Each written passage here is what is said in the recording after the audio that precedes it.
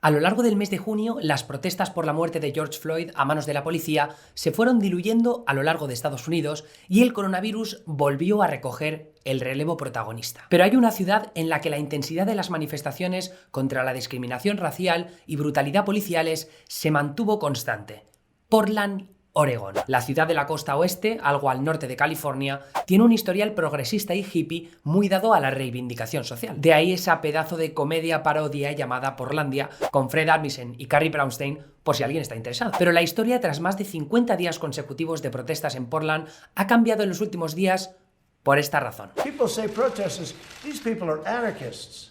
These are people that hate our country. And we're not going to let it go forward. And I'll tell you what, the governor and the mayor and the senators out there, they're afraid of these people. Vale, anarquistas que odian a Estados Unidos y a los que los gobernadores y los alcaldes tienen pánico. ¿Verdad o mentira? Pues de eso voy a hablar hoy, de por qué Portland está en el centro del debate sobre las protestas raciales y qué papel juegan estos tipos majos de aquí en toda esta historia. Mi nombre es Emilio Domenech, soy periodista y esto ocurre, os lo prometo, solo en América.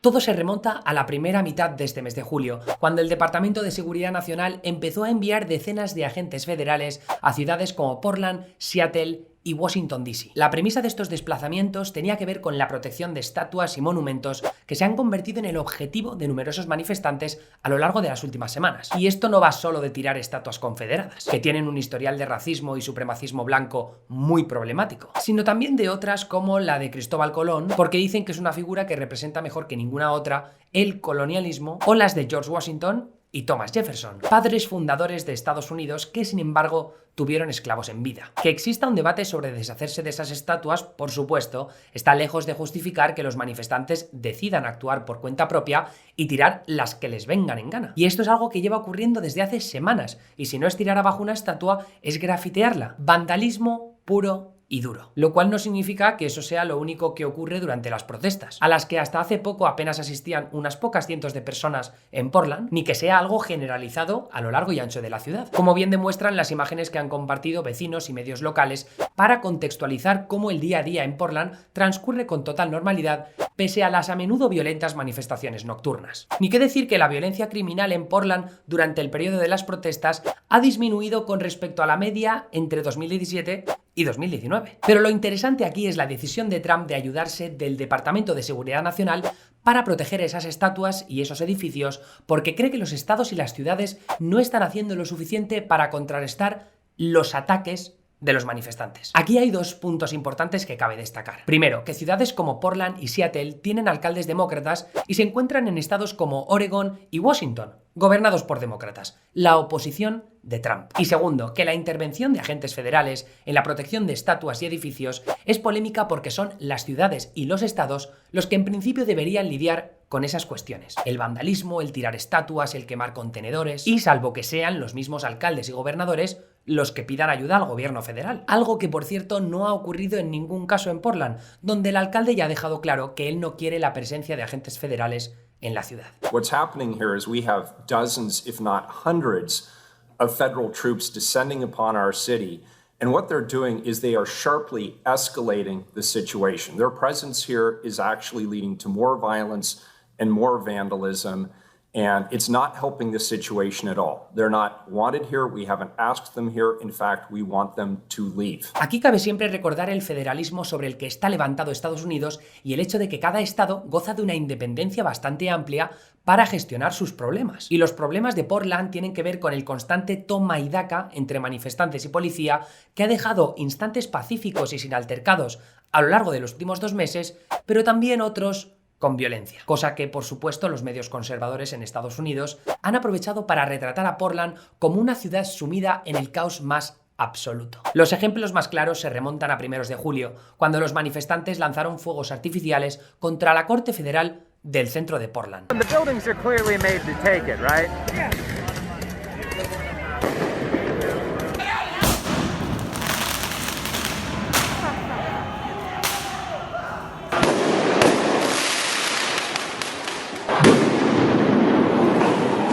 La policía respondió a cambio con balines, gas pimienta y gas lacrimógeno, y reporteros conservadores como Andy Ngo se hicieron virales retratando los altercados como ofensivas de Antifa, el grupo descentralizado de antifascistas que tiene distintos grupos repartidos por el país y que ha sido vinculado a numerosos casos de altercados, violencia y vandalismo en las protestas por George Floyd. Bueno, y también a noticias falsas sobre invasiones a pueblos pequeños, que ha provocado que comunidades de vecinos se organicen para una defensa armada que al final, evidentemente, no ha sido necesaria. Con cadenas como Fox News cada vez más enfocadas a los disturbios en Portland, Trump volvió a recuperar hace un par de semanas su discurso de ley y orden. The bottom line is that this president stands with law and order, which leads to peace, and we will not allow Portland to become the new CHOP like what we saw in Seattle. Y la forma de actuar de Trump fue la de valerse de su Departamento de Seguridad Nacional para contrarrestar los disturbios con las posibilidades que le ofrece la Casa Blanca. Es, podríamos decir, un intervencionismo federal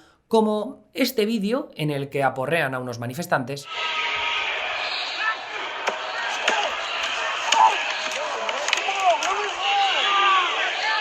Get up, get up, get up. Get up. Get up, get up, get up. Get up, get up, get up. Este otro en el que le rompen la mano a un ex Navy SEAL que había ido a preguntarle a los agentes federales si creían estar quebrantando la Constitución.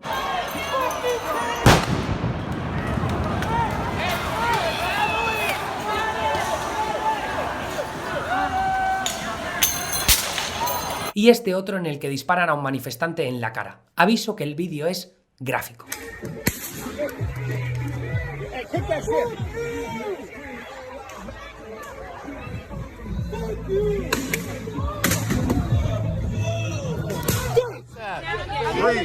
Are you breathing? Shake your head, nod your head. Okay.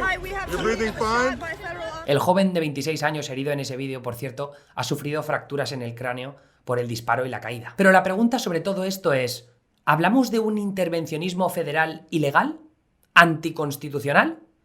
Vamos a ver lo que dice el secretario de Seguridad Nacional, Chad Wolf, al respecto. Specifically, federal statute states that the Secretary of Homeland Security, and I'm quoting, shall protect buildings, grounds, and property that are owned, occupied, and secured by the federal government. La administración de Trump, a través de Wolf, alega que les avala la Ley de Seguridad Nacional de 2002, aprobada poco después del 11S y que se ve en el Código Legal de Estados Unidos. Ahí aparece una sección que da al secretario de Seguridad Nacional el poder para enviar agentes federales para proteger propiedad del gobierno federal, que es el caso de edificios como los juzgados federales de Portland, donde se han celebrado muchas de las protestas de las últimas semanas. Así que a los agentes del Servicio de Protección Federal que existen para ejercer esa misma función de proteger edificios federales, se suman ahora oficiales de otras agencias como la Guardia Costera o la Oficina de Aduanas y Protección Fronteriza. Esta última agencia, por cierto, cuenta con agentes que no están entrenados para lidiar con protestas civiles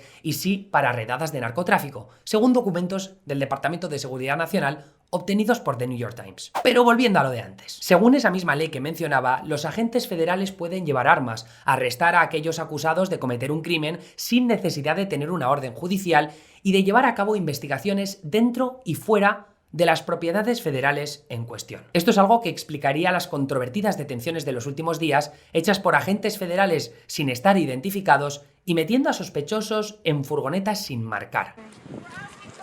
Use your words. What are you doing? I haven't done anything wrong. Use your words. What is going on? We need to know. Who are you? Why are you taking NLG will get you out. What's your name? Tell us your name. What's your name? Okay, you're fine. We'll get you out. Bro, what? We got you, friend. We got you. Oh, fuck. NLG. You just violated their rights. Kidnapping people. You just violated their rights. Tú imagínate que te detienen unos tipos vestidos de camuflaje que no sabes si son de la policía o de qué agencia random federal y te meten en una furgoneta oscura sin ningún tipo de letrero y sin que nadie te dé información de a dónde te llevan ni por qué. Dicho lo cual, el departamento liderado por Chad Wolf lleva al día una lista de esos posibles porqués, disturbios y altercados que se llevan produciendo en Portland y cerca de los juzgados desde el pasado mayo. En esta lista publicada en la web del Departamento de Seguridad Nacional aparecen referencias a grafitis, muchos grafitis, incendios, uso de fuegos artificiales y lanzamiento de rocas y otros objetos contra la policía y los agentes federales desplazados a Portland. En este vídeo vemos a manifestantes lanzar contra el edificio de los juzgados fuegos artificiales y gas lacrimógeno lanzado previamente por la policía.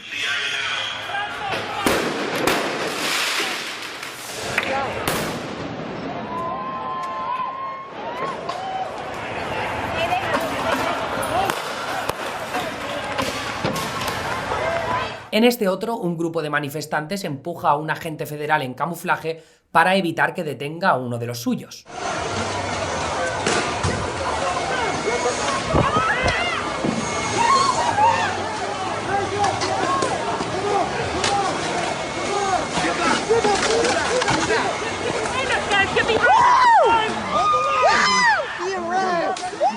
Y en este último, un número amplio de manifestantes equipados con escudos vuelve a dirigirse contra los juzgados después de que policía y agentes federales se metan dentro del edificio.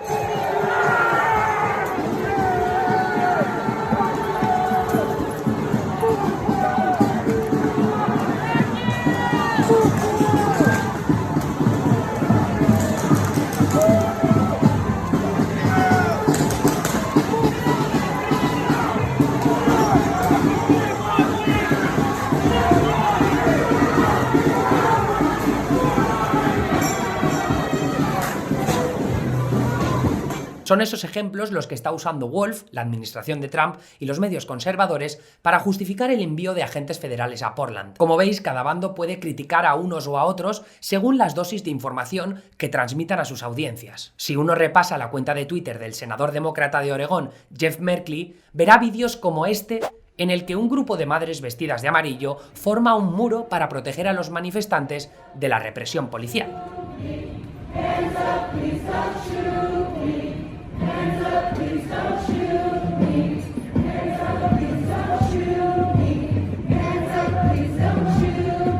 Y si uno repasa el timeline del periodista conservador Andy Ngo, verá vídeos como este, en el que una de esas madres facilita un trozo de hormigón a uno de los manifestantes, y otro en el que más mujeres vestidas de amarillo intentan romper la madera que protege el acceso a los juzgados. Con todas estas manifestaciones y el caos nocturno en Portland, queda claro que la situación es harto compleja de analizar, aunque es cierto que ya hay jueces intentando determinar si los agentes federales se han excedido. Pero ya digo que el debate real está en torno al papel de esos agentes federales y de si su presencia en Portland solo ha hecho que intensificar las protestas y la violencia, convirtiendo todo en un círculo vicioso que se podía haber diluido sin necesidad de ninguna intervención federal. Al fin y al cabo, las manifestaciones de unos cientos a finales de junio han pasado a ser de unos miles desde que las actuaciones de los agentes federales empezaron a hacerse virales en redes sociales. Ahora, Trump ya ha avisado que enviará más agentes federales a otras ciudades de Estados Unidos, aunque con un objetivo diferente: combatir el crimen urbano. En ciudades como Chicago y Kansas City, en Missouri, se han sucedido escenas gravísimas de violencia callejera en las últimas semanas. La preocupación en esos centros urbanos, sin embargo, es que Trump esté usando la violencia y el envío de cientos de agentes federales para una campaña política basada en el miedo. Seattle's pledge to defund its police department by 50%, even including a proposal to remove 911 dispatchers from police control. Joe Biden said he's absolutely on board with defunding the police. Listen closely. Yes, absolutely. Hello, you've reached 911. I'm sorry that there is no one here to answer your emergency call, but leave a message and we'll get back to you as soon as we can. I'm Donald J. Trump, and I approve this message. Esto ha sido todo por Solo en América. Mi nombre es Emilio Domenech. Nos vemos la semana que viene aquí, en Neutral.es. Hasta luego.